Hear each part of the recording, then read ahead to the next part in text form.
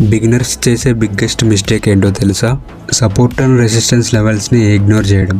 Hello everyone, welcome to trading basic series part 9. ఈ వీడియోలో మనం సపోర్ట్ అండ్ రెసిస్టెన్స్ గురించి సింపుల్గా డిస్కస్ చేద్దాం.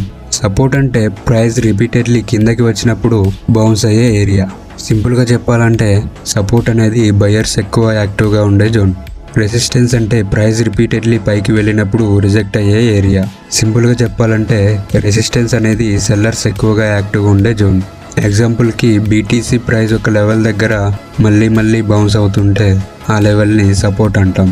అదే ప్రైస్ ఒకే లెవెల్ దగ్గర మళ్ళీ రిజెక్ట్ అవుతుంటే ఆ లెవెల్ని రెసిస్టెన్స్ అంటాం. చాలామంది traders entry, exits and stop లాసెస్ని ఈ లెవెల్స్ బేస్ చేసుకుని ప్లాన్ చేస్తారు. సపోర్ట్ బ్రేక్ అయితే రెసిస్టెన్స్గా మారచ్చు, రెసిస్టెన్స్ బ్రేక్ అయితే సపోర్ట్గా మారచ్చు. అండ్ నెక్స్ట్ వీడియోలో సపోర్ట్ అండ్ రెసిస్టెన్స్ని చార్ట్లో ఎలా డ్రా చేయాలో డిస్కస్ చేద్దాం. ఓకే గైస్, నెక్స్ట్ వీడియోలో కలుద్దాం.